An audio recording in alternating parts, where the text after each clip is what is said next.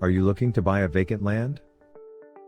Are you with a bit of uncertainty about buying vacant land? With advanced planning, a properly written offer containing a feasibility contingency, and a commitment to due diligence, you can eliminate a lot of the uncertainty of buying vacant land. So, in this video, we're going to discuss 6 steps to buying vacant land, which will eliminate your uncertainties.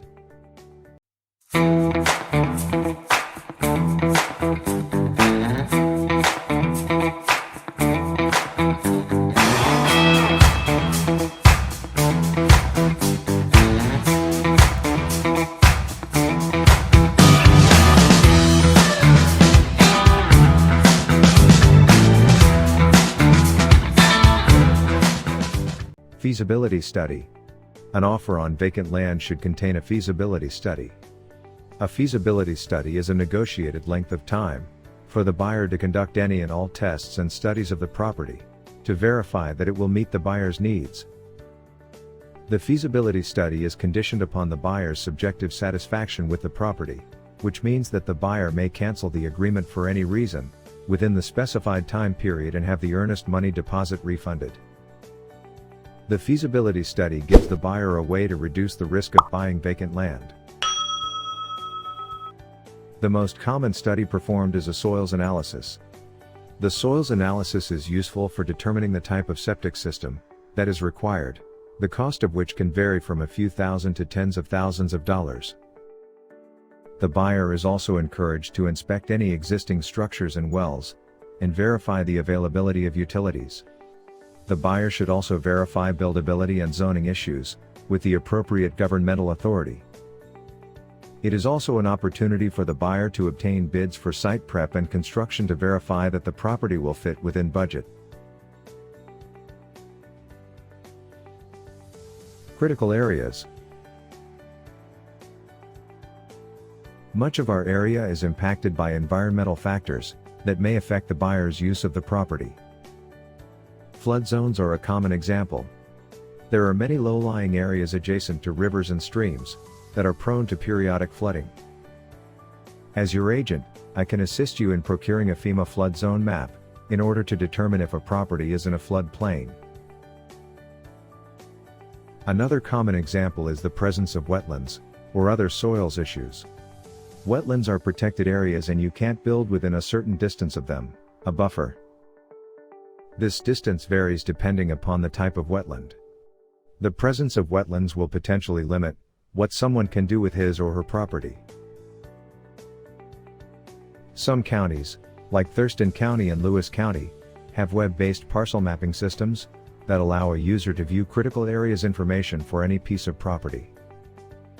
Please consult me for information on how to use these excellent tools.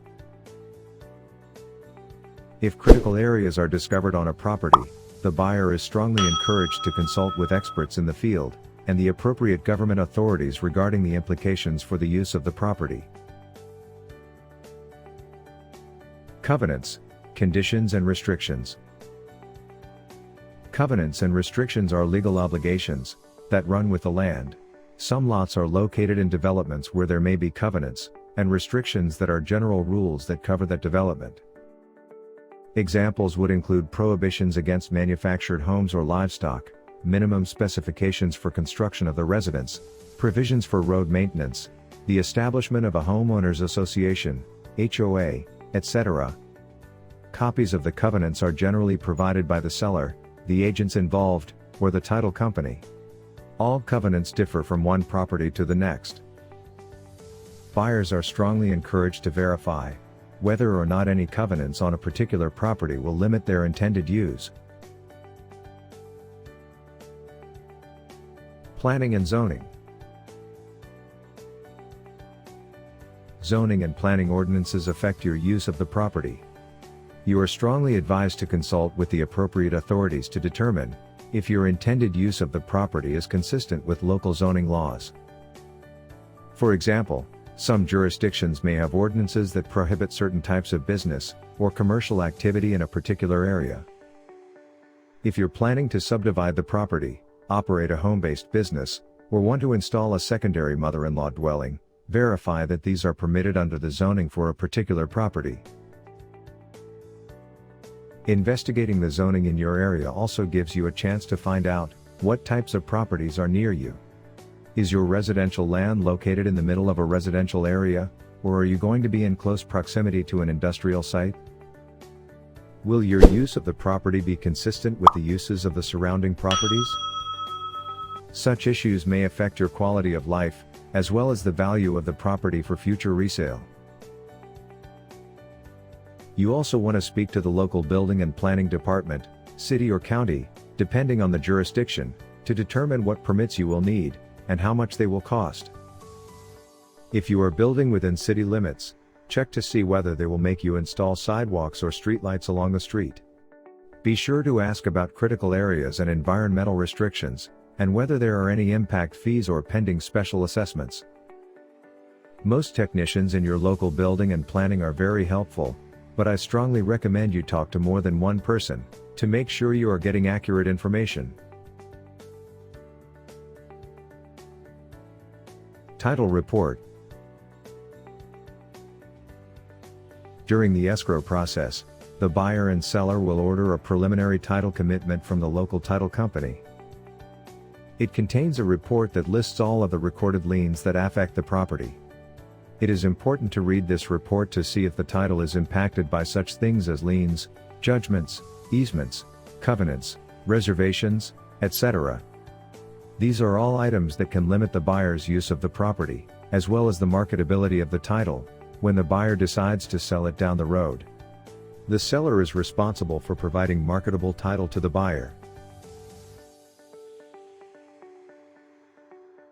Neighborhood review. Before you buy a lot, it is always a good idea to drive around the neighborhood. Does the neighborhood appear safe, and is it a place you want to live? Is it close enough to work, school, medical care, shopping, etc.? Does it offer the amenities that you're looking for, like a library, or high-speed internet? Parents of school-age children should investigate the quality of the local school district. You should also investigate crime rates and other important information.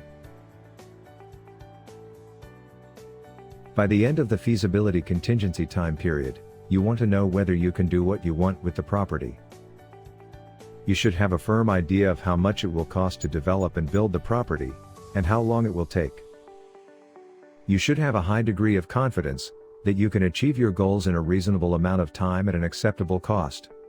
If not, then we can cancel the agreement before the feasibility time period expires, so you can get your earnest money deposit back. In this video, we discussed buying vacant land. If you got this video helpful, please give a thumbs up to the video. Don't forget to share this with your friends. Subscribe to the channel for more important videos like this. Thanks for watching.